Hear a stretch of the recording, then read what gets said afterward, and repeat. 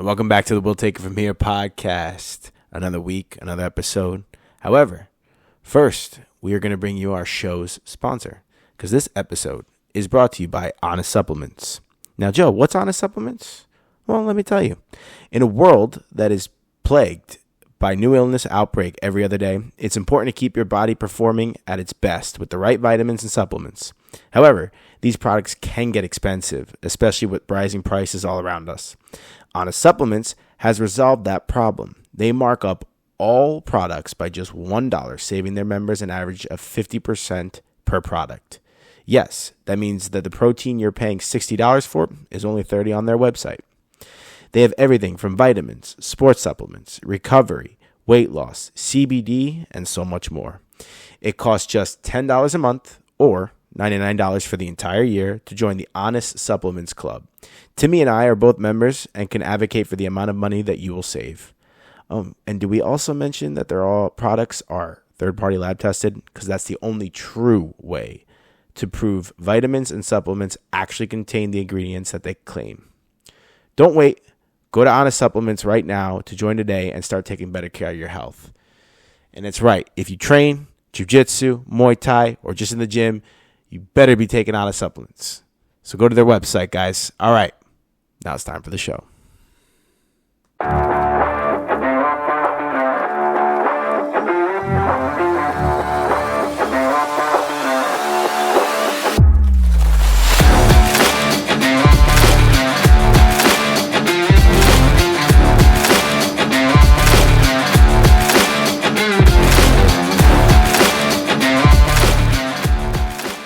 Welcome back, folks, to We'll Take It From Here with Joe and Timmy, episode 177. We got two special guests here today.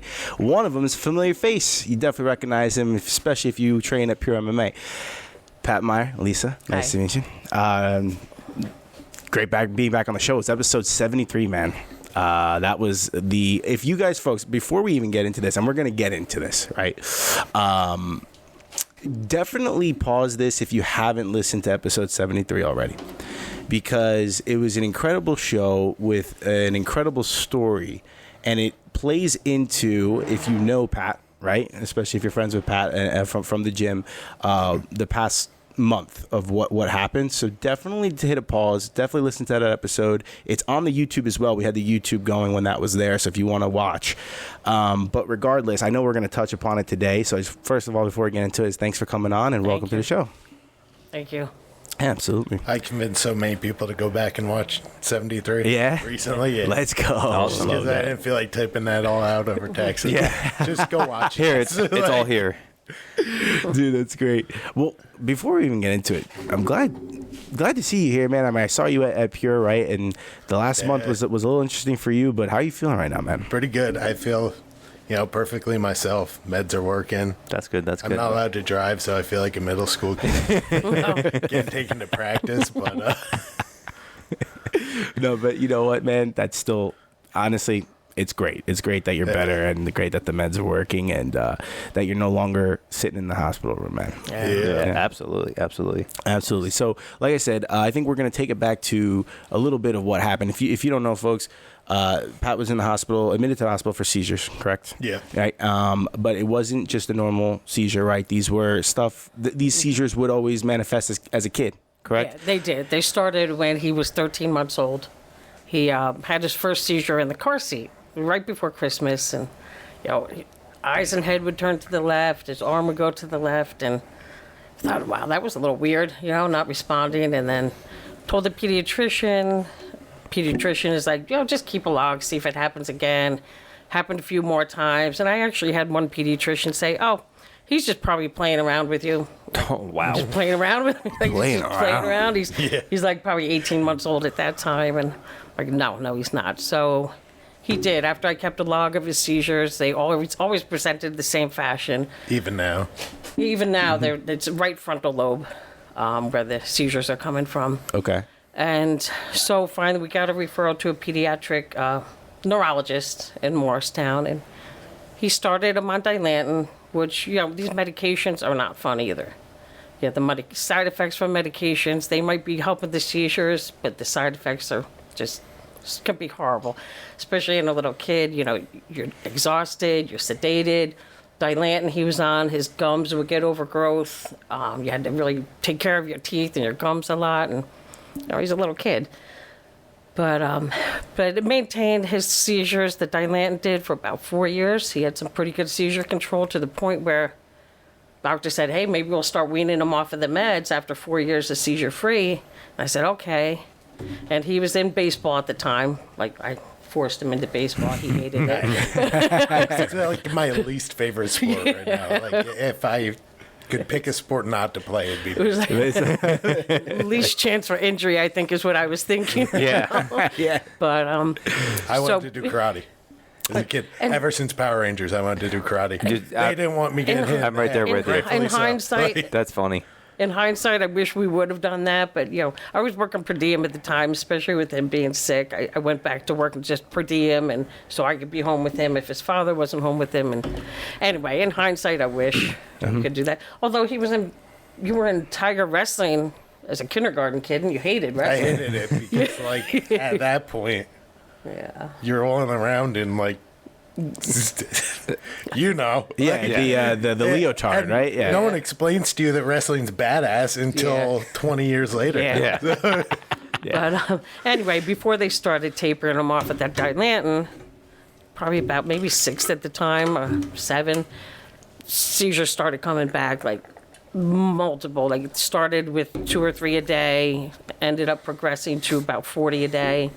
And over an 8-month period, they kept him on the Dilantin, but at the same time, they tried multiple different, like 9 different anticonvulsant medications, just combinations of them. It was to the point, no medications were helping.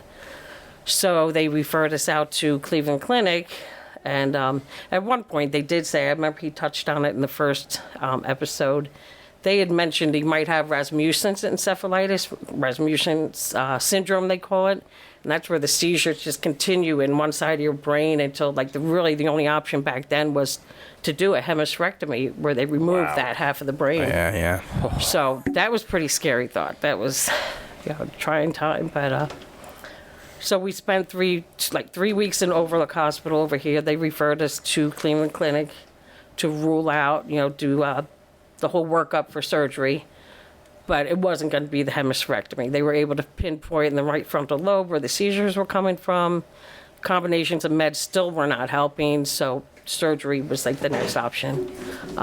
They mentioned a ketogenic diet too, but at that time, his age, he was too old to really start that for seizures. And so, we did the 3 weeks of testing. The medications had him so messed up. When they do the IQ testing as part of the pre-surgery stuff, his IQ was measured at 48, which is like severely retarded child. No, but it's like that's what the medications did to him.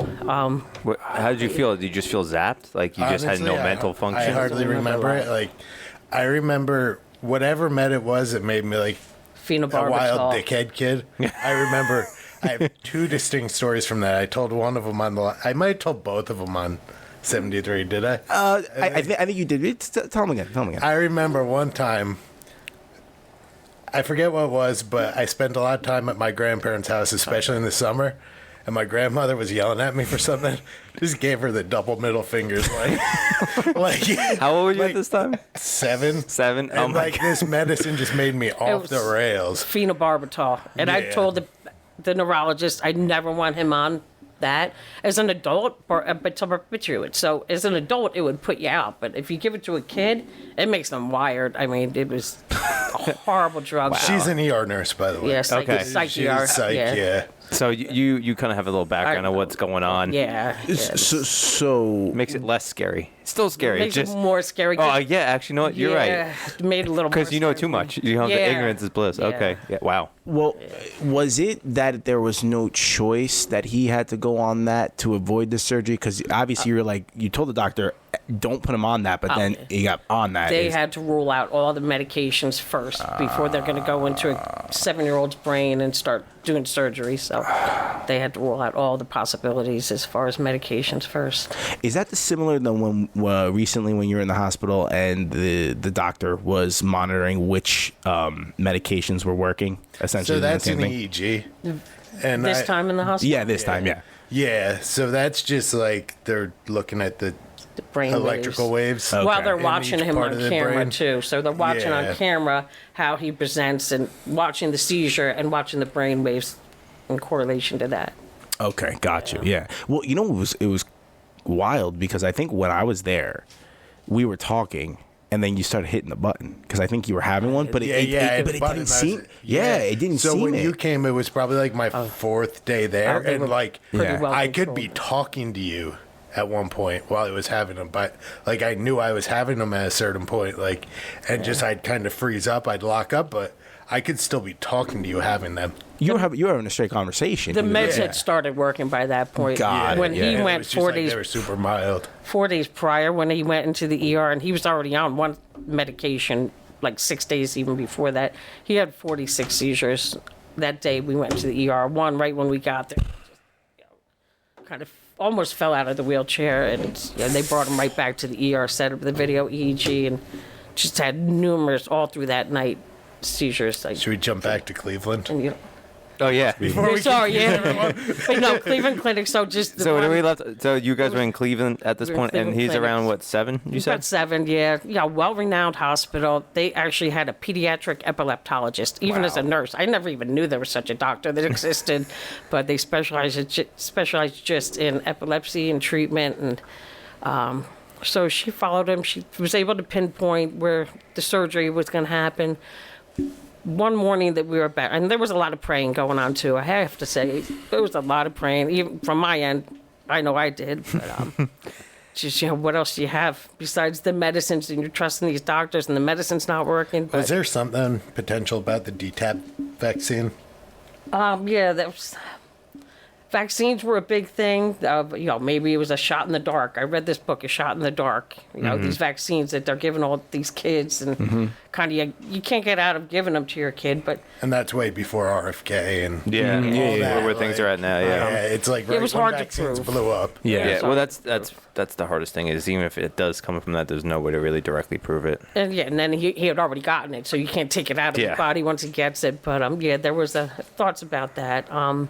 There was thoughts also, he was a 10-pound baby. The cord was wrapped around his neck and his head when he was born. And, they tell me, oh, wait, okay, stop pushing. And they put me in Trendelenburg, and they don't want him to go through the birth canal with this cord wrapped around his head and neck. But that's what had to happen because he's coming. So in Cleveland, the last morning we were there, there's a test called a WADA test, WADA, and he had 8 seizures going into that test. What that test is for is to see if there's speech and memory on that side of the brain, because they're not going to do surgery in the kid's brain if it's going to affect his speech and memory, because it would be a lifelong problem with speech and memory. So, and it's different when you're left-handed. A lot of times speech and memory is in a different area of the brain than it would be in a right-handed person. But anyway, he had 8 seizures going into that test. Of course, he had to be awake for it. They put a needle in your groin and catheter into your brain. They inject amibarbital, it's called, to put half your brain to sleep to see if he's able to speak during this testing that they do, and that's able wild. to remember things. They hold a flashcard up, and then they have a chemical that puts the brain to sleep if they get in the right spot. Wow, that's just fascinating to begin with. Let alone you're awake the whole time for this, and you're 7 years old again. Yeah. Oh my God, that's. I couldn't be in the room with them. I could be in the room only so long, and then they made me go off and. That's Be brutal. in a different room and wait for him, but it was good news because where they were going to do the surgery was not going to affect speech and memory potentially, but we were able to go home that day with scheduled surgery date for October 10th, like right after his 8th birthday it would have been, and so I'm gonna cry, but we get home, we have a big birthday party for him for his 8th birthday, get a magician to the house, make party bags, all that stuff, and I'm thinking, all right, you know what? He never had another seizure that day. That whole weekend he went without a seizure. I'm like, this is kind of weird. all along, even on meds, he had been having seizures all along, and he was still on meds because they weren't going to take them away just in case, they got worse. Anyway, I called the epileptologist in Cleveland on like Tuesday after 4 days of not having any seizures and a lot of praying, and I said, do we postpone the surgery? And she said, yeah, postpone the surgery. And he never had another seizure until about 5-6 weeks ago. Wow. Yeah, he was weaned off of all meds altogether when he was about 12 years old. Wow, 11 or 12 years old. That's crazy. So you don't even know what really happened? Don't even know. And a lot of times when seizures start, especially as a kid, when they can't find out the reason, it's called idiopathic epilepsy, where they just never find out why they started to begin with. Wow. Yeah. This is the second time I'm hearing it, but I still, even the first time and hearing that when you never had to go get surgery, I got goosebumps. But hearing it from you, though, and on your side. I still get worked up about it. Yeah, for sure. That's your baby. Emotional. That's your baby. Yeah, I haven't asked her most of these questions myself because I know she's sensitive about it. Yeah. But, if they remove that part of my brain, would I be, might have delayed? I'd be basically a special needs kid? I mean, and there was no promise of, they couldn't say whether yes or no, but the one thing they could say was it wouldn't affect your speech and memory. That's what they were mostly concerned about. When you're a kid, the brain has a really good way of regenerating itself. Yeah, kind of like the liver, and in grown-ups even, the liver can regenerate itself after it gets so much damage. The brain in a kid can, overcome certain areas and make up for things that they might be delayed in. So they felt pretty confident that surgery was going to be successful. And well, you know what? And it was. It was, yeah. The human, your body was more successful, man. I don't know what. I think it was the prayer. I'm gonna stick to the prayer. I think God answered the prayer, 100%. 100%. I do too. It's just wild though that it just happened to stop and that's it. And it was. Yeah, we were planning our trip back to Cleveland and just thinking your kid's skull is going to be split open to get into that right frontal lobe and resect part of that brain. That it was scary to think about. I can imagine. That's something you never want to even hope on your worst enemy to have to deal with. So, wow. Let me just, from 13 or 18 months, I think it was, right? When it started. 13 months old. 13 months old to around 8, the 8th birthday, right? Are we talking about, I don't remember from the episode because it's been over a year, the 40 seizures, is that a daily occurrence? Daily. Oh. In the 8-month, I think they call them cluster seizures. Uh-huh. So even as a kid, and when they restarted recently, but even as a kid, he had a couple, then he would go a week without having any, then he would go, a week later he'd have maybe 4 in a day, and then have some the next day and the next day, and just gradually just magnified from there, the seizures. Yeah. That's incredible, man. Just to hear the story again is right. Yeah, right. Yeah. Even as a little guy, I mean, when he's a little guy, I can catch him. He's your little kids are next to you all the time. When you have kids, they're kind of at your side. Yeah. I could just catch him if I see him start to have a seizure and hold him, or make sure he doesn't get hurt. And when they're little, they want to be with you. So they're in a car seat, they're in a playpen, they're in a high chair. A lot of these seizures would happen where he's at least in some kind of a secure, place, or at least right next to me that I could kind of catch him. But it would happen too. We'd go to Hackettstown Pool, and I said he needs a life jacket because if he has a seizure in the water, there's going to be a problem. Yeah. And the lifeguards argued with me. He can't have a life jacket. I'm like, well, he's going to enjoy his life. He's going to enjoy his childhood. He's going to swimming, and they basically said, okay, put the life jacket on him. Yeah, it's like me just what the hell, man? Especially these high school kids are probably the ones you want to have the potential life saving. What the hell? Exactly. And even you bring kids to the playground and. I'm worried he's at the top of these humongous slides. Yeah. And that's happened, at the top of a slide. But you just try to kind of give them a normal life and, and just not make things noticeable for other kids. But What's the procedure for anyone? I guess we'll start when, a kid, when Pat was younger and was having the seizures. What's the procedure? Are you supposed to touch them? Are you supposed to No, you have to protect them from falling or hitting their head. Mm-hmm. I mean, he's, you have to, like, I remember him saying, don't put anything in their mouths. Yeah, and that's true. Some people will be like, oh, let me put my finger in their mouths to stop them from clenching on it, and they get their fingers bitten off. It's like, that's the worst thing to do is to put something in their mouth, because then, it becomes an aspiration issue too. They can aspirate that whatever you stick into their mouth after it breaks off, and no.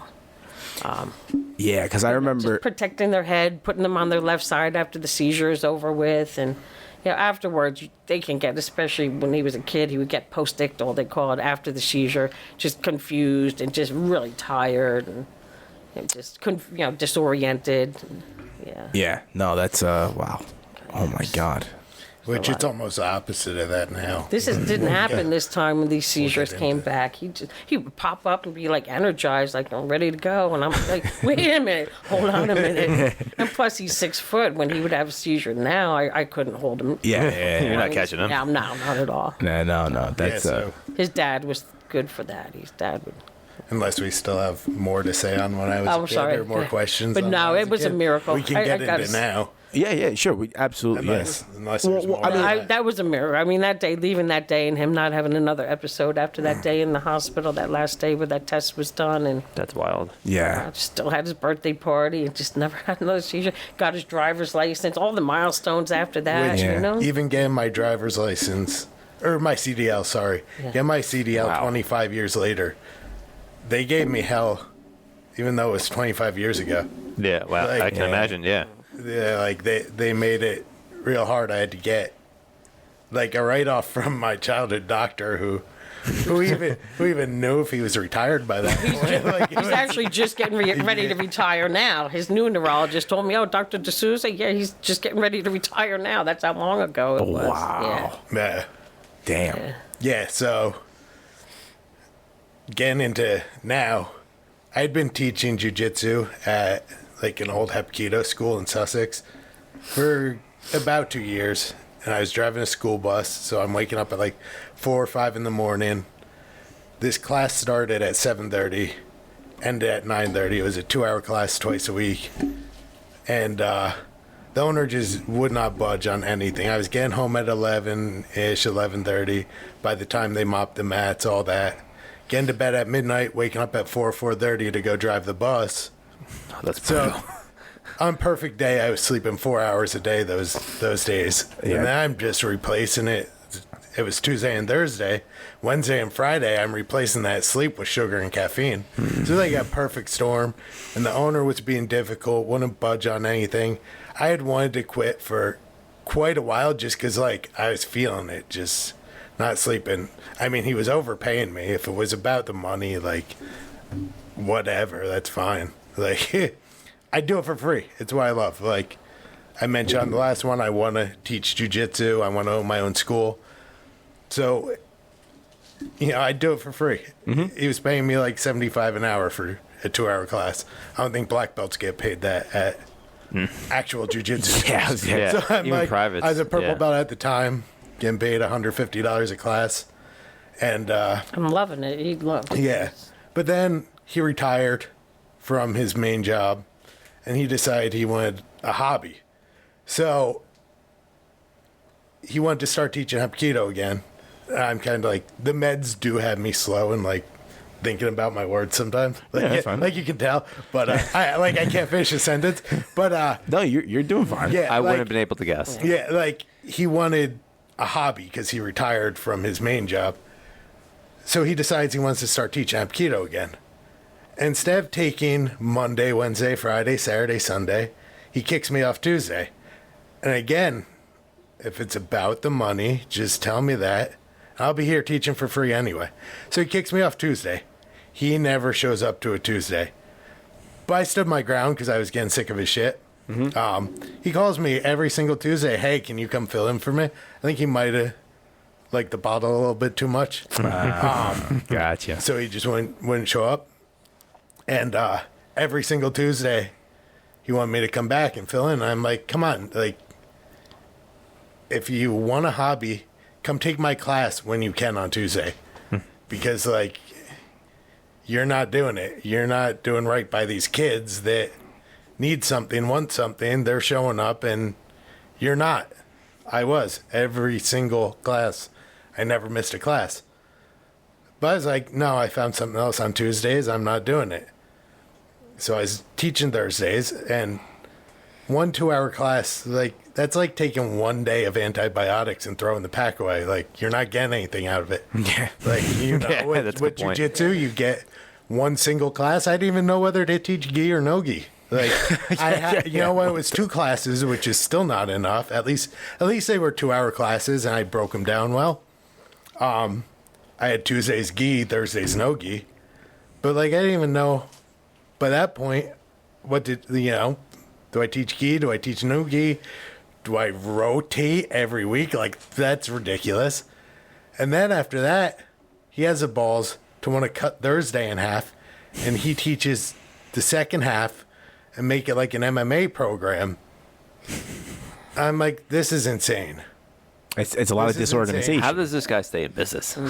Well, COVID kicked him off of his actual gym, and it's a super nice place, but he moved into his basement. But it's like, it's incredible. Like, you're in there, it's a nice gym. But yeah, I guess it was just a cash business. Like, he wasn't really in business. Yeah, it was a hobby, I guess. Yeah, exactly. Like, just select kids. Yeah, I don't think he was insured or any of that, because he was pretty picky about who would come in and stuff like that. Who would, like, he'd let anyone from Pure come in, and they'd come in once in a while, but it's way out in the woods. But I don't think he was insured or anything like that. This guy was taking a gamble. Oh my God. Yeah. I mean, he had connections, so Yeah. And again, he only took trusted people that were at his school beforehand. A lot of them were kids or like employees in his other business or things like that. So I was like, you know, I don't want to leave these kids behind. I don't want to quit, but at this point, I'm not sleeping at all. This is maybe like March, February of this year. Not sleeping at all. I'm miserable. I'm angry. And he just keeps doing more dumb shit. And again, Thursday, he never showed up to. But I was holding my ground. I made a 1-hour class. Whether he showed up or not, I was teaching for an hour. And like, I didn't want to do that, but that's what you're doing. And if it's about the money, like, you're overpaying me. I will be the first to tell you you're overpaying me. Cut the pay. I'm still doing it. If that's what it was about. But I don't think so, because it was in like $1.5 million house up in Lafayette. Yeah. So I don't think it was about that, but if that's what it's about, just let me know. So I did maybe a month of teaching half a class Thursday. And then I started sleepwalking. And Wow. And sleep paralysis. She had some episodes of sleep paralysis. It felt like sleep paralysis, terrible. but that could have been a seizure. Who knows? Because I live with my dad, so I'd be sleepwalking. I guess I'd make all sorts of noise and shit. And the one is pretty funny. We can laugh now about it. Yeah, the one's pretty funny. And I could talk through all the sleepwalking. I'd be having conversations with him. And apparently I was trying to piss in the washing machine. So the washer is right next to one of the bathrooms. At least it wasn't the dryer. Yeah, right. Well, I mean, it could have happened. The washer's right next to one of the bathrooms. I'm just standing in front of the washer. He's like, hey, what the hell are you doing? I'm like, going to the bathroom. He's like, well, the bathroom's over there. I'm like, okay, yeah. I start walking towards the bathroom that's on the other end of the house, nowhere near the washer and dryer. So, like, obviously, I thought the washer was. I said something about being too tall. Like, I couldn't. Yeah, he would be having some sleep paralysis too. That I thought automatically sounds like seizures. It sounds like what he would have in the middle of the night as a kid. You know. Yeah, and in hindsight, they probably were, but. Yeah. I'm thinking sleep paralysis. We thought it was a sleep issue. Because I could hear through it, I could see through it, like almost talk through it. And I was abusing NyQuil and whatever would put me to sleep. Because you're not sleeping. Because at that time, like, I've got my sleep schedule all messed up. So I was just eating whatever would put me to bed. Yeah. So Benadryl. Yeah. Yeah. So I'm like, the sleep paralysis demon. Like, there's memes about it being from Benadryl. So I'm like, that's what it is. It's got to be that. It's not a seizure. You're scared because you're my parents. Like, you're overreacting. So I sleepwalked at least twice. Had the sleep paralysis maybe 3 or 4 times. And then I started getting, like, what I thought was panic attacks. I'd have, like, a weird, almost like a flashback of stuff from when I was a kid.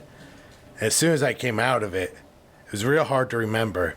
I was like fully zoned out, but it was like 3 seconds. And I'd have this weird like burst in my head. There was like a flashback from when I was a kid. It was always a memory from when I was a kid. This is when you were awake. This is happening. Yeah. Okay. Yeah. It was never a good memory. It was a couple seconds. I'd have this flashback. And I'd be good. And I thought that was a panic attack, which still isn't a good thing, but I'd have maybe one every other day. Then it turned into 2 or 3 a day. It progressed just like a seizure would. Then by April, I'm on a hike with my dad, and I just start straying off into a pricker bush. Oh, God. Like my body just wasn't doing what it wanted. I'm just straying off into a pricker bush.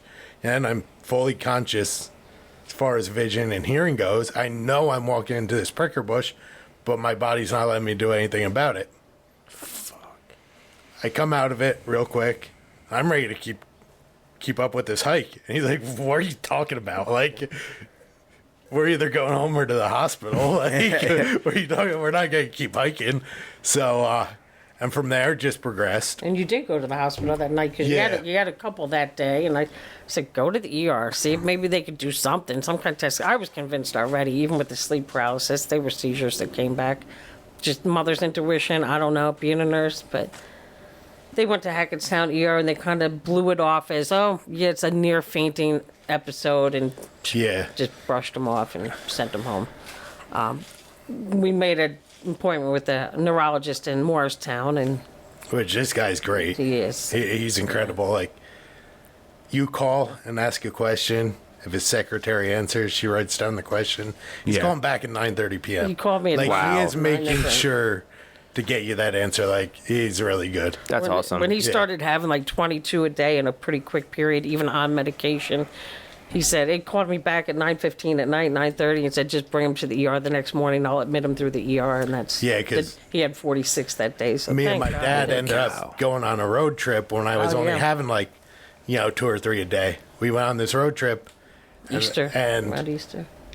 So this is a couple weeks ago. And wow. Yeah. And at that point I was having maybe like 3, 4 a day, but then I'd have days of none, and not a ton, enough that I could function. And we called the doctor, and he put me on this one med that almost seemed to make it worse.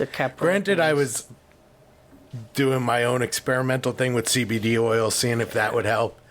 And then he put me on this med Keppra, just so that if anything happened, like, to hold me over until I saw him again for the EEG, the MRI, all these other tests.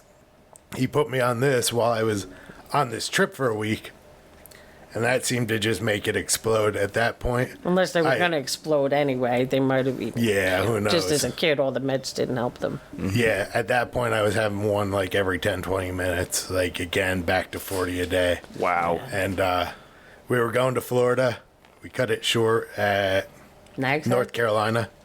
No, we left Nags Head, checked into the hotel in North Carolina, in Raleigh, and then checked right back out and went home because it was just like, at that point I couldn't function. Yeah. And next day straight to the hospital. Before I'm gonna interrupt you here, what's going through your mind right now?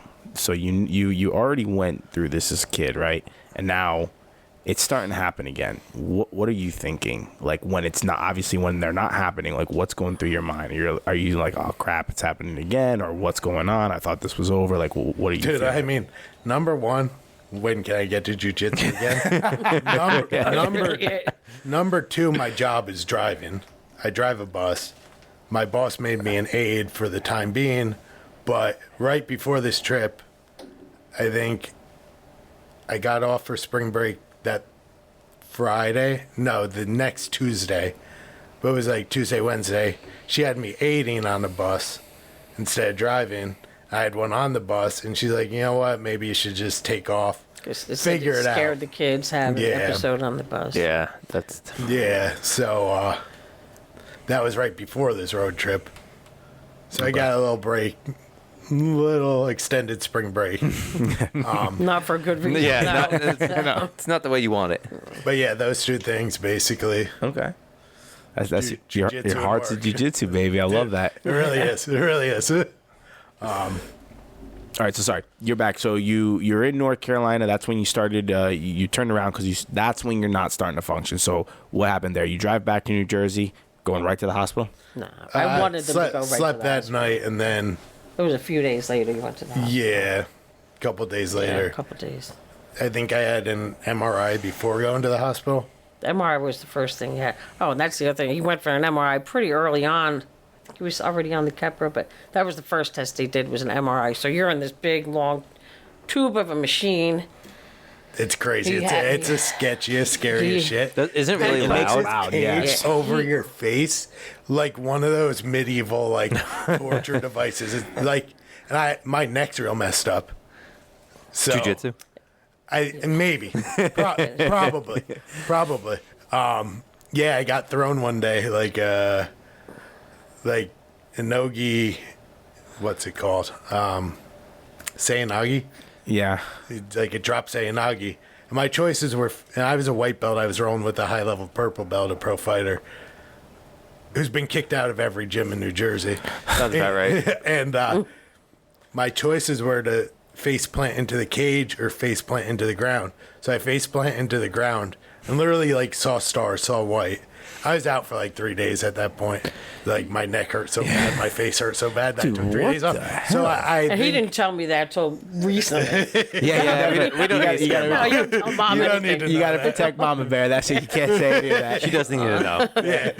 Yeah, only tell her what she needs to know. Yeah, so, and I saw white for a good 20 seconds and kept rolling. Sounds, yeah. What did he say? Did he acknowledge anything? No. He got kicked out of gyms for a reason. No, he kept rolling. He kept rolling. Yeah. Yeah, and he got kicked out of gyms for various reasons. He's a pro fighter, and he'd get into gyms for free, saying he'd help the next guy that was getting ready for a fight, so that he could train for his fight. He's a sleazeball. And then he'd ghost him. Yeah, he was just kind of. I liked the guy, but he did shit like that. They got him. Yeah, that got him kicked out. Disliked. Yeah, for sure. Yeah. And then also rolling when someone's seeing stars for fucking 20 seconds. Yeah. And I'd go hard with the kid too. Yeah. It was one of those roles. You have your guy, probably you and Scott. Oh yeah, dude. That was my Scott, even though he was a purple belt. Yeah. I was a white belt. And a pro fighter. We went for it. There's no such thing as a flow roll with your guy. Yeah, never. And the thing was, me and this kid would get there at 4:00, and we'd be rolling straight, just me and him until 6:00. Wow. So I was friends with him. He wasn't trying to injure me, but that's just how he rolls. Yeah. Yeah, he was. Yeah, so that's how you hurt your neck, and then you're saying in the MRI in the MRI machine that was acting up. Yeah, it was because I can't move my head, I can't twist it at all. If you're claustrophobic, those MRI machines are horrible. And he had a seizure in the waiting room. No. And then when he was back in the machine, I hear the lady yelling, "No, no, no, no, no!" I'm like, "Go back there and check him." I said, "Is he having a seizure? What's going on?" He's trying to worm his way out of the machine because something I'm in this happened thing for an hour. Yeah. Yo, freak that, dude. Yeah. So whether you had a seizure in the MRI machine or he just was claustrophobic and panicked, and an hour in these machines, what do these people think? It was boring. And I was feeling claustrophobic until I just convinced myself to fall asleep. Yeah, that's all you can do. Yeah. An hour in a confined space. It's literally a torture device at that point. Yeah. An hour you can't move, and they're no making noises and just. But that was the only thing that was able to look at the brain. Yeah, they take all different images of the brain. Lucky he, there was movement. He definitely had a seizure in there, in the machine. But even that, it showed some deep sulcuses, deep crevices in that area of the brain. some brain degeneration, which the doctor said, I don't think any of these things on the MRI would show this magnitude of seizures that he was having. So it's all like par for the course things that happen. Yeah, have to do. Yeah. Damn. Yeah, just to get like insurance approval for the next test. And I had an EEG, only an hour, and that's the same thing that you saw. That I was plugged up with all these wires. This was a regular EEG without the video component. Yeah, and this one, I'm just in a dark room, and the lady's sitting next to me. I'd have one, like, I probably had six, 7, 8. Like, 7 during that time. I had a handful in there, but these ones were, like, back to square one, like, quick. Maybe a second or two. Like 2 seconds, yeah. Yeah, like, I just rolled to my left a little bit, almost like, if you didn't know what you were looking for, you'd think I was just, like, cracking your back or something. I fell asleep, and I'm just adjusting in bed, like, it's literally what it is, so, like. Damn. Yeah. Fuck. I have a video. His dad was able to finally capture one on a video. He doesn't even want to look at it, but I look at it and just it's you can show it to them. Right? I'll show you afterwards. Yeah. Wasn't the one your dad was talking about while I was there something about like, hey, should we move the TV? And you were like, no, dude. I broke it. 2 TVs sleepwalking. Both times I sleepwalk, I broke both my TVs. Pulled down curtains while sleepwalking. Yeah. So is that a telltale sign, or are you able to, like, it's an ability, or do you sleepwalk sometimes without having seizures? We didn't even think that. The neurologist told us that sleepwalking could be a form of a seizure, which none of us really knew that could be related. So. Yeah, I was just, at that point, I was just sleepwalking because whatever, I wasn't getting enough sleep. I was abusing caffeine. I was abusing sleep aids. Shit. So, yeah. And being a typical American. Yeah, literally. Broke a TV both times. I broke my phone. Pulled curtains down. Yeah, broke a door, like all sorts. Damn, really expensive. Medical bills and electronic bills. Yeah, dude. What so when you're doing the first EEG, what day is that from being admitted from coming back from your what was supposed to be your road trip to Florida? That's days 5, 6. When he had the EEG, so first was the MRI. That was a couple of weeks before the road trip. Oh, this is before. Yeah, this was before the road trip. The MRI was before the road trip. Yeah. I mean, I'm sorry. The MRI was before the road trip. Yeah. And the EEG in the office was before the road trip. Got it. Oh, wow. Okay. Yeah. Got it. So immediately, so the couple of days after when you came back and you were admitted to the hospital, that's around the time that you started posting, and then and everyone started coming seeing you. They're saying nothing crazy. It doesn't seem insane, like. And he was still on the Keppra, and they're like, give the Keppra a little bit time to work, the medication time to work. Because I think he was on the Keppra for 6 or 7 days before he finally went to the hospital. Yeah, and I'm sitting here on the down the rabbit hole about Keppra, and people either absolutely loved it or absolutely hated it, and like. Yeah. It would cause like depression, suicide, or just like crazy anger issues. What's the one they give you after surgery all the time that can have the negative side effects? It's the painkiller. The opioid? Yeah. Tramadol? No. Gabapentin, sometimes they give you for pain. Tramadol, Toradol. I forgot what it is. But the Percocets. Percocets, thank you. So it's like that thing where some people can take it and some people have a negative reaction. Yeah. This is more of a medical question, and this is me not picking on, well, with the exception of the one doctor when he's 13 months saying he's playing. He's just playing around with you. That's unexcusable. And then he had one right in the doctor's office. And I'm like, come see it. Yeah, right. They spun to the ground and fell out on the ground.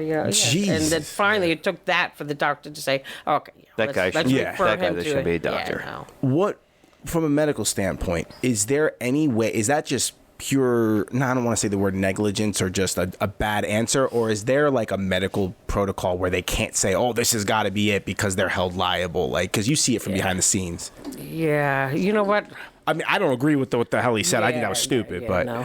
I think he probably was thinking, oh, this is just a paranoid mother, overprotective mother, worried about the baby, their child, and that's what I was getting the flavor. Yeah. Because I wouldn't go to the pediatrician or anyone and say I'm a nurse. I don't let them know that because I don't want them to know. These are my kids. I don't want them to assume I know anything. Yeah. You know, that's smart. That's smart. Yeah. You know, and I know I don't like it when I get patients come in. I'm a nurse and I know what I'm talking about. You know, and then they think you're going to heckle them the whole time. Yeah. Well, if you're a nurse, why the hell did you come here? No, I'm just kidding. Yeah. Damn. So, but you caught us all by surprise. Dude, because you post a lot of stories, right? And they're always funny memes. So they're really random or really funny, right? And then all of a sudden, like, you started posting like really serious shit, stuff. And I'm like, what the hell is going on here? And then people started coming visiting, and like people didn't know because I posted on my Instagram like pictures of this road trip with my dad, and then like everything it's like normal. people that I told Chase and the people I'm close with that knew, like he's in the hospital, and then people are like, what? Oh, like he's in Florida. What are you talking about? No, he's not in Florida. Not anymore. Not in Kansas anymore. Yeah. No. Damn. When they got back that night at midnight, I said that night after they got back from the road trip, I said, go right to Morristown right now. Go right to Morristown. You wanted to get a good night's sleep. Yeah, I said no. I want to sleep in my bed first before I'm stuck in the hospital. I wanted to sleep. So it wasn't the next day. I think it was the day after that he went in. And because I went in and saw the neurologist the next day. And then he said, go to Morristown the following day for the video EEG. And just to be admitted medically, Is that so? Basically, how I saw you is that the full week you were there, right? I think it was a week, right? Six days straight. I wasn't allowed to shower. Yeah, dude. I smelled like hell. No, dude. You know what's funny? Why weren't you allowed to shower? He didn't smell at all. He didn't smell. To things. By the end, I did, and I told Chase I was going to come straight to Pure and roll with him. Because I'm hooked up to all these things on my the brain, sensors, I can wash them off. Yeah, but like I'm really not being like I'm not trying to be nice and like, I didn't smell. So like whatever the hell you were using to wipe yourself off, I don't even know if you were doing that. I wasn't even doing that. Yeah, so you weren't even smelling though. Yeah. But like, is that how so those 6 nights there, they didn't perform any other procedures except hook you up to the EEG and IV with the medicine? Put me on new meds. I was on the Keppra anymore. They put me on different meds. Then I was looked on the EEG. Hooked up to all that.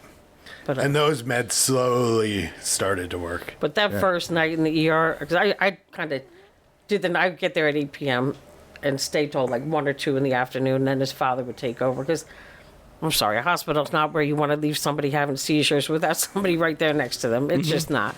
But that night, after like the 46, because I would write them down, like how long they lasted, and I went to the nurse, you need to give him something. And they gave him 2 milligrams of Advan. That gave his brain a rest for about 4 hours. But as a kid, he had a reaction to Ativan. As a kid, they used it for seizures, and as an emergency med. And he started hallucinating, seeing I things. Mentioned that in the last seeing one, purple elephants, hearing dogs barking, and it was more. It wasn't an allergy; it was more a reaction. And I remember seeing people outside my hospital room window, and I don't think I even had windows. Like, wow, that's wild. Medication. They didn't want to give him the Advan. I said, I'll take my word for it. He's not allergic to it. He needs this. His brain needs a rest. And he was able to get 4 hours that night without a seizure. So, shit, that's good. Yeah. Damn. What is it? Because I'm trying to think how scary that would be. What I'm doing, I'm coming back to your hike. Okay.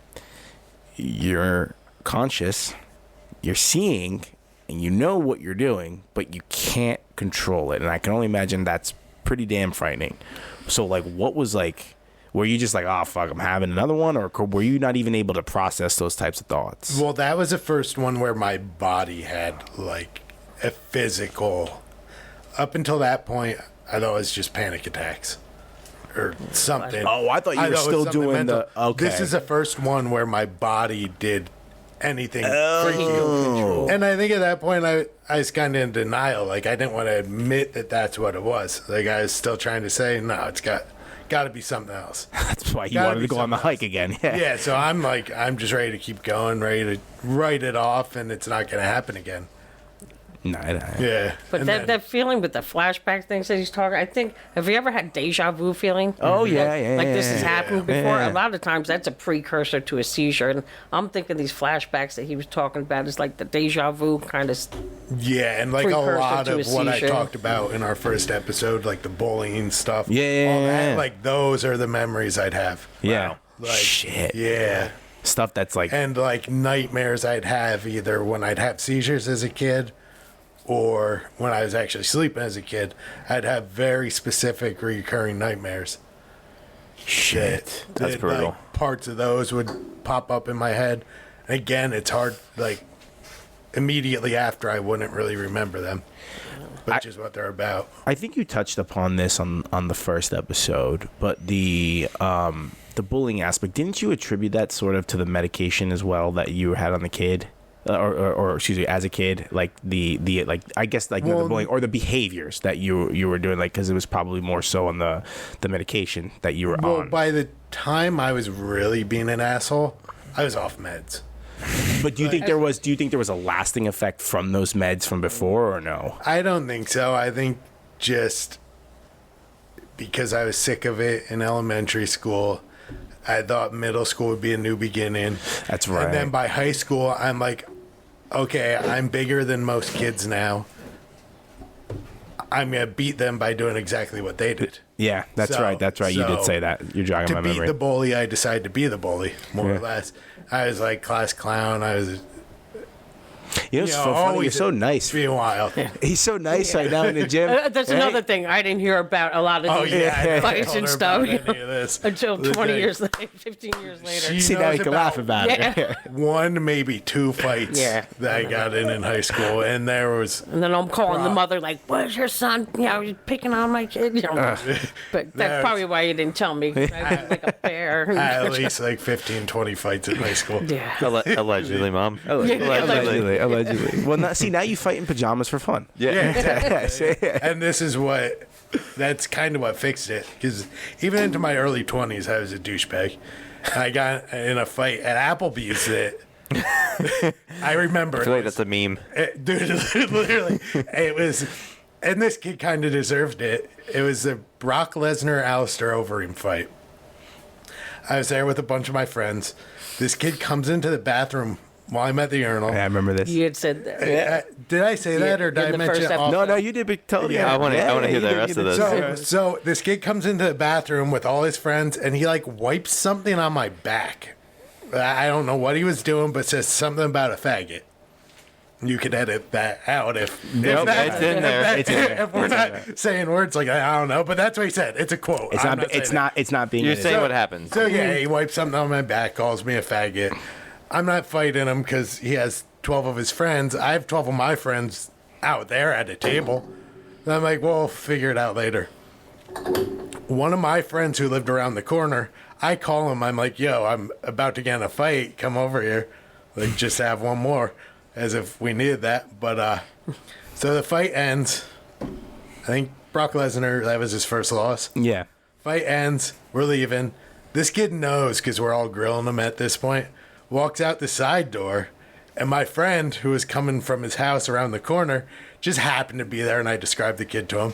So he just starts talking shit to the kid, as if he's not even involved with me. So he's talking shit to the kid, and I'm at the front door walking out, and he's by, like, the to-go part, so it's a good, like, 20, 30 feet. I just get a running start, jump off the curb and rail him in the head, knocks him out and hits his head on the curb. And that was kind of like my first realization that, wow, I'm a dickhead. Yeah, no, that could have ended very badly. That killed the kid. Yeah, that could have ended very badly. Yeah. So at that point, I'm like, and it was right around the time, maybe a month or two later, that I got into jiu-jitsu. I bartended or waited tables with George Rydell. Okay. Oh, yeah, shout out to George. Yeah. He was a purple belt at the time, and he dragged me into jiu-jitsu. And then from there, that's it. Nice. Love that. You're hooked. Yeah, You're like, this is what I was supposed to be doing. Yeah. Another fight I didn't hear about, by the way. You're listening to this being like, what? No, I'm glad I listened to the podcast 73. Yeah, she just listened to it last night. Yeah, a couple days ago, yeah. I guess I'll literally hear all this. Oops. Yeah. Damn. There's a lot, man. You know, it's good. It's good to see you here laughing, having a good time, man. Because, I mean, and it's thankfully they got it under control now. Yeah. Right? They found it. Medication. Yeah. So let's finish the story, though, on how we got there. Oh, yeah. Dude, I don't even... Where were we? I think it was around the time... Well, they just switched the meds over after not smelling after 7 days. Yes, that's what it was. And I guess there was some new med that didn't exist when I was a kid. Maybe that's what's working for me, but, like... Even going home the first day or two, like, I felt kind of weird. Maybe I had 1 or 2 seizures in my sleep. But leaving the hospital, second to last day, I had 1 while I was sleeping, that's it. Last day, I had 2 while I was sleeping, and that's it. But don't forget, they had him on high doses of meds, sorry to interrupt, and his ammonia level went up in the hospital. So that means the liver was being affected by the meds, and he'd only been on for the 6 days. So, you know, finally we have something that might potentially be working, and now they got to lower these meds because he can't have his ammonia level because that affects the brain and the heart. And it's just these medications can be pretty potent, but I'm sorry. Yeah, no. Yeah, So you're in the hospital, and you were on the other drug. I forget the name of it. Keppra. Yeah. Okay. And then, how quickly did you come off that in the hospital? Quick. So you go in, and they switched to the new meds. To Vinpat, Tegretol. They didn't want to use Ativan because of his reaction as a kid in the past, but they used Klonopin instead, which you hear people say you're on Klonopin, no, you have anxiety. No, Klonopin was first made for seizures. Oh, wow. Yeah, and it's offset use for anxiety that people now, they're on Klonopin for that, but those 3 meds seem to be a good combination of medications that are working. You got switched over to that, and then they just monitor you for the 6 days with the stuff on the head, the ET headset on. Yeah. What you want to call it? Yeah. I call it the do-rag. The do-rag. It looked like that. Yeah. Oh, yeah, because it was covered. Yeah. And it hangs down in the back with the wire. Yeah. That's funny. So it looks pretty cool look for you. If we're I don't know. Maybe you're in the Matrix at that point. So 6 days of just monitoring you, seeing how the meds work, and then it was slowly working, it sounds like. That's awesome. Yeah, like, besides my parents being there, like, I'm so grateful for everyone that came visited me, Joe. So many people, like, I didn't have a break from people, from my friends, like, really I didn't even have time to be miserable and down about it. Like, which is huge. Everyone that helps. stopped in, like, sorry. And I made a huge difference. Like, this is supposed to be a fucking nightmare at that point. I'm like, these people just keep showing up. Like, and how many of these people are from jiu-jitsu? At least a dozen. Yeah. At least a dozen. Like, yeah. So, like, I mean, everyone's on the show that does jiu-jitsu. We always say the same thing, but the community that you get out of jiu-jitsu is phenomenal. It's incredible. It was beautiful to see. I never saw that because I didn't go to jiu-jitsu. I saw the gym before, but I didn't go to them like I have been. Since you got yeah, because now they have to drive me around everywhere. So now they get to watch. And I think it's fun. It's like a her family. and my dad both just thought it was some violent shit show. Until, like, they were forced to watch it. No, yeah. And I mean, now they're like, oh, wow. Like, it's nice. It's an art until you get your guy, and then it's a violent shit show. No, seriously. You have that one person when it is, and then it goes back to just being friends hanging out. Oh, no, I'm talking about, like, when Scott. Oh, no, I know, yeah. Okay. I'm saying you're done with the role and go back to normal. Yeah, I'm trying to think who my guy is at Pure. Oh, it's definitely Chase, probably. Well, no, because I just beat the hell out of Chase. My guy, as far as being competitive goes, probably Sam Messina. Oh, dude, that's Godzilla versus King Kong over there, man. I saw that Wednesday night. That guy you were with. Yeah, he's fun. He's fun. He's good. He's a good role for me. Oh, that's a good one. That's a good one to narrate. We really don't have that many upper belts that are bigger. Yeah, no. We don't have a lot. No. That's always the toughest part. Iron belt heavyweights. Yeah, there's not a lot of people your size, too, that just in general do the sport. Yeah. And when I started jiu-jitsu, I was competing at 168. So, like, jiu-jitsu made me fat. Dude, because I hate... How tall are you? Like 6 foot. Okay, yeah, you're not short. I hate eating before training. Uh-huh. So, I would just starve all day, go to jiu-jitsu, then fucking bingy after class. Yeah, that makes sense. That makes sense. Yeah, definitely. Wednesday night, we went to Five Guys, and then crumble. I'm like, it's going to make me fat too. I need the calories. Five Guys on point. Yeah. Crumble, is this the cookie one in Morristown?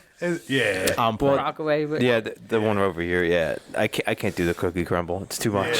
Yeah. It took me 3 days to eat the one he got me. That I just finished it today. They make them big. They have like cereal and cookies. Yeah. You could get the mini ones, but who's gonna do that, bro?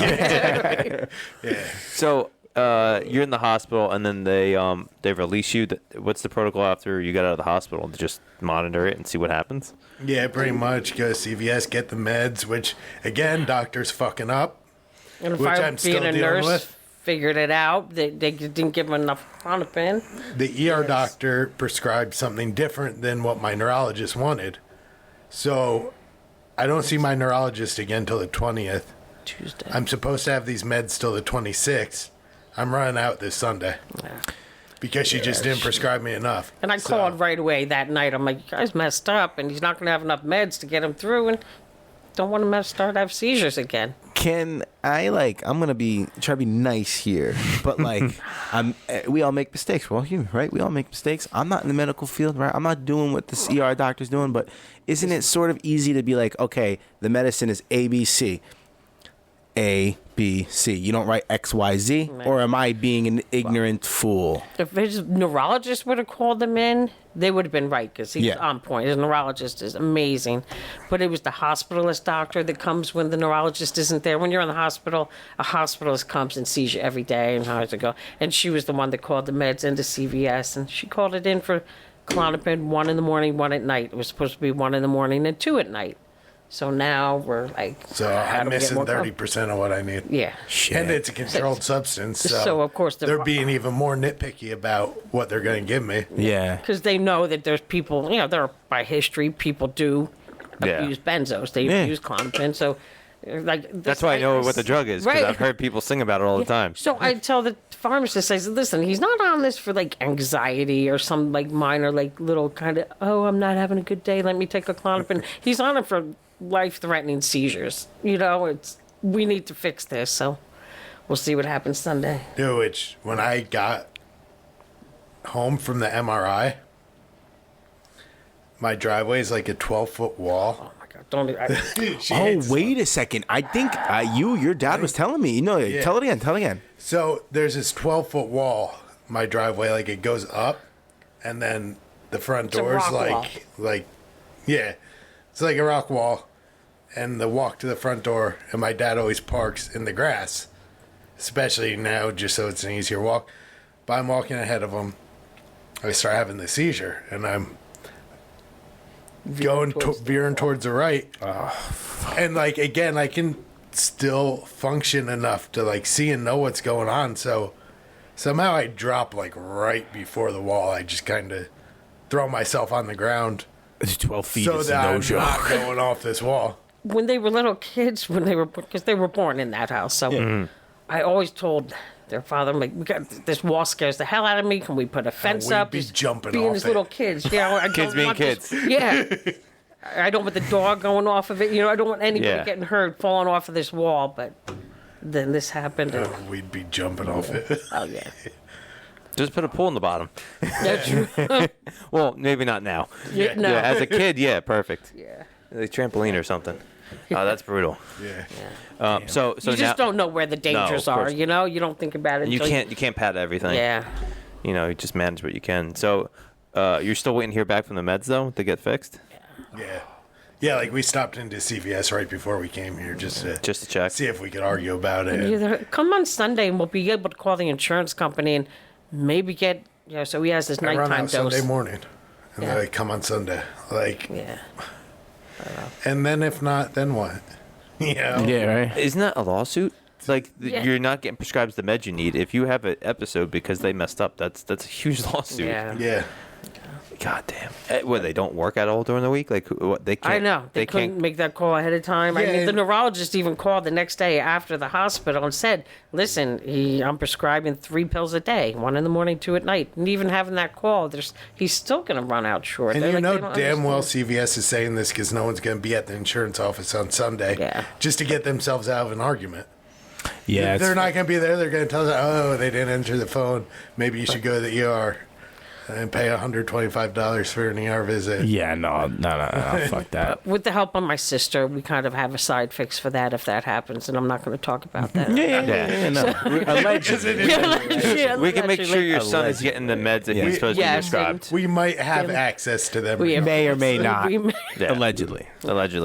You shouldn't have to do this. Allegedly, your neurologist, though, is prescribing you these, and he's trying to figure out how to get you the meds, too. Right. Well, and have to argue with CVS. I agree with you. Trying not to get worked up. This is why I am being a little bit, like, facetious when I'm saying, am I being ignorant? But, like, how the hell do that? Like, this shit shouldn't be happening, right? This is what you get paid way more than everyone else. He was a kid, and as a kid, kids can't swallow pills, so he was on a dilatant suspension, they call it. It's a thick liquid. And I called the doctor and said, it was a doctor that wasn't his regular doctor. I said, he's running low. He needs this called in. So he calls it into the pharmacy. And with kids, you do like milligrams per kilogram of body weight when you're doing the dosaging, but not to complicate things. But I go to the pharmacy, and they gave me like 3 or 4 big bottles of this dilantin suspension. I'm like, this is kind of strange. He's only ever gotten 1 bottle at a time. They called it in for like 4 times the dose it should have been. It would have killed him if I had not known. I'm pretty sure this one tasted really good. If I had not been a nurse and checked that out and did like trying to do calculations and like this is wrong.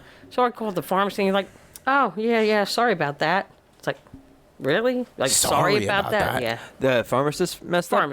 The doctor messed up. The doctor messed up. But the pharmacist also didn't question it. Should have questioned why am I giving this kid to a 3-year-old? Yeah. Drugs. 3 or 4 big bottles of dilantin suspension. Wow. Yeah, that's messed up. Pretty scary. Jesus. Well, that one tasted good. It was like banana flavored. Oh, nice. Like orange, coloring. Yeah, I liked that one. So I would have took the whole bottle. Yeah, thank God you caught it. Yeah, I mean, because you do. There's like therapeutic levels you want, especially with these seizure drugs. Therapeutic levels you want your blood levels to be at, and if it goes over that, it becomes toxic. It becomes toxic levels to your body, to your liver, especially, and especially too is I know a lot of times with meds. They start to not work as effective, so you have to bump up the dose. Exactly. So you don't want to start with a high dose. Exactly. Go more than you need to until you get there. Exactly. So what's the doctor's? Did you see your doctor, neurologist? This Tuesday. Yeah. So I was curious on like what your path forward looks like. Is it just meds? Is it meds until? As of now, the frustrating thing is I can't drive for 6 months. I have to go seizure free for 6 months just to drive a car and have a normal EEG. Yeah, I have to have a normal EEG, seizure free for 6 months. Mm-hmm. If I just happen to have my first one at that 6 month point, so we can't just get you a Tesla? No. Right? With autopilot, right? Right? Well, or a horse or something. Yeah. I also drive for a living. Yeah. That's what's keeping me health insurance. Mm-hmm. And I've been to my primary doctor. He didn't really know the answer because this isn't his thing. Mm-hmm. He's great too. But he just didn't know because it's not what he deals with. So I'm only going off of what Dr. Google tells me. Yeah. And that's telling me I lose my CDL for 10 years. Wow. So it's like, there's a what do I do at that point? Like, I've always wanted to open a jiu-jitsu school. I didn't want to do it this soon. Yeah, right? I'm like, is this pushing that forward? Do I get permanent disability? I hate not to work, but that'll give me Medicaid. Like, just what's going to give me insurance at this point?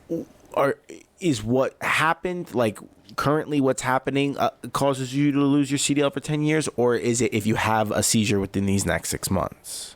No, I'm not entirely sure. And there's other things saying that I only lose my CDL for 6 months. So it's all sorts of just but see, Dr. Google can't be trusted because Google will tell you you're dying when you just have a cold. Not really, but it'll say something crazy. And then there's other things saying that I have to be medication free for 10 years.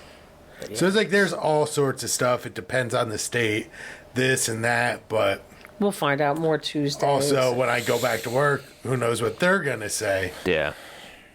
And I'm like, there's talk of I'll have to be an aide on a bus instead of a driver, which they had to pay me driver pay because I was under contract and a union, all that, and give me the health insurance until September. But they start me as an aide next year, I lose all my benefits, have to pay. It's like, doesn't that feel like medical discrimination? Like, to force a pay cut, take away your benefits. Yeah. Based on. It's a system that's a little rigged and a little fucked. Yeah. To be honest with you. It's like, are they allowed to do that if a doctor signs off on it? I don't know. Who knows? There's a lot of liability on all different levels of that too. So the whole thing just becomes. Well, think about it this way. Think about it this way. Let's just say you go 6 months free, right? Yeah. So then now you're able to drive a car again, but now they don't want to be liable for you to have your CDL, but you can drive a fucking car. One, you have kids on the bus. I get that.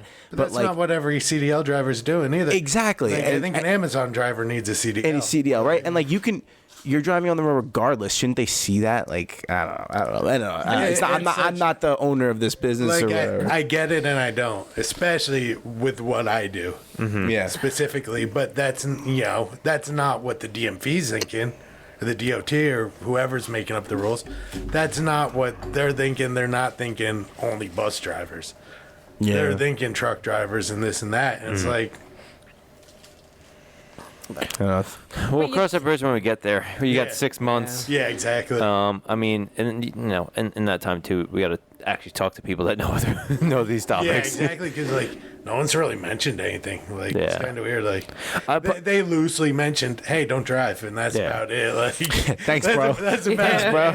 Yeah, all right. I do know. I can't speak for every area, but I do know some people that work in those industries, and. Even if you have stuff like this, most of the time they don't completely screw you over. Some places do, but I know sometimes they're like, okay, well, we can't have you drive, but we're going to keep your position, and then you're just an aide as what you're doing. At the same pay rate? Yeah, but who knows? Get it into unions, that's where it gets sketchy, because then the aides are in the teachers union, and all the aides are going to stamp their feet. Mm-hmm. If I'm getting double their pay and benefits and this and that, but they're not, and...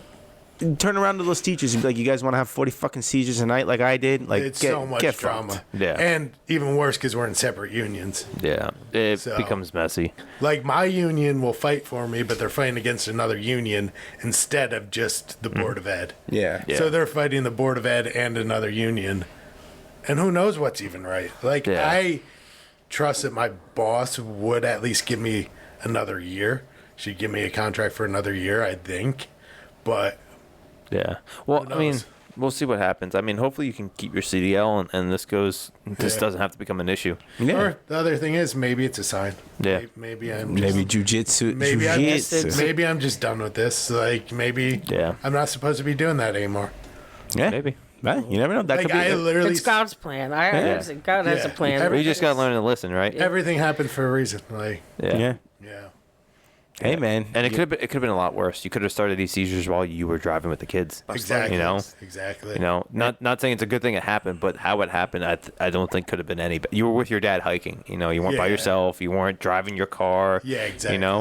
I try not to catastrophize things, but how bad could it have been for you if you had when you're veering off into the prickly bush, if you were driving and you veered off a bridge or something, Yeah. Who knows how bad it could have been? Yeah. So and then they may get disability a nightmare too. All the paperwork is insane. So. Well, you know what, man? You got promoted to brown belt around this time as well. Congratulations, right?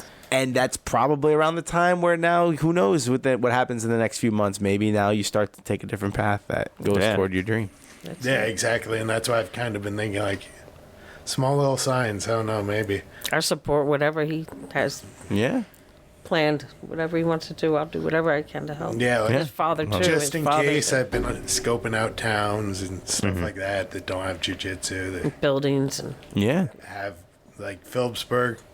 Huge athletic program, wrestling school. Oh, you get all the farmers and all the wrestlers. Jiu-jitsu is just where wrestlers go to retire. Lobo in what town? Blairstown. Blairstown. Blairstown, huge wrestling, and their program took off. Exactly. Yeah. You know, I think they just moved to a bigger location. They've been open, I think, 2 years. Yeah, I don't think he moved into the new location yet. Yeah, they're moving in soon. Yeah, but still, like, that's the point. Like, you're picking the right spots by a wrestling town. Yeah, exactly. Some wrestling. Yeah. Here, of course, I want him to go to East Stroudsburg so he can be by me and get more involved. But there's so much. And like, if that was 5 years ago, I would. But now there's a Killer Bees school, a 10th Planet school. There's a lot. And a Henzo school in East Stroudsburg. Oh, yeah. Like, saturated market. Yeah, and like, those affiliations mean something as far as sales go. Like, they make a huge difference. You're buying your name, so. Yep, that's true. Damn. Well, you got any other questions? No. I mean, honestly, thank you for telling the story again from your point of view. Thank it was cool listening. Thank you for the platform. And absolutely. I mean, you held it together. I was, that it was touching when you were telling the story because I can see that you were reliving memories that were very tough. I'm glad you're back, right? And now you got your stuff. Are you still flow rolling right now, or are you at a... No, I've been going hard. Maybe I should, typical jiu-jitsu person. I'm injured. I'm gonna take it easy. I flow roll for and like I'm still not rolling with like white and blue belts who might be. You're being picky. Because what I do is extend my left arm out and the side. Yeah. So a white or a blue belt's gonna be like, oh shit, free arm bar. Yeah. It's now a brown belt, and they're gonna take it and they're gonna take it home. Yeah. They're like, oh, I'm so good, I got it. Yeah. So I'm picking my rolls, being picky, but good. That's smart. Hey, if I stick my left arm out, it's not for an arm bar. I'm having a medical issue. Exactly, and like the people I roll with know that. So. Yeah, that's true. That's good. Yeah. Any last words you wanna give, like just foods of thought or anything? Things for we like to what we call it. We end with any advice we like to give the audience at the end. Just perspective, peace of mind, anything like that. Anything. Doesn't have to be life changing. Anything. I don't know, just medical wise. You think you go into these professionals that know everything, but just have somebody else double check with you, be with you, just have your back. Not everybody has that, but they make mistakes too. Mm-hmm. So. Absolutely. Yeah. Absolutely. Family member, whoever can go with you. What you're passionate about, it's always going to be there for you. Those people that are passionate about the same thing, obviously, always there for you. And don't let it go just because some shit happened. Like, if all these people from Pure didn't come visit me in the hospital, I probably wouldn't come back yet. I'd probably come back, but maybe 2-3 months from now. Mm-hmm. But, their passion's my passion. And because I had all that support, I'm like, wow, I got to go keep up with them as soon as I can. Yeah. That's a testament to community. Yeah. And the community of a good gym. Yeah. It's been amazing to see. It has been. No, for sure. Absolutely.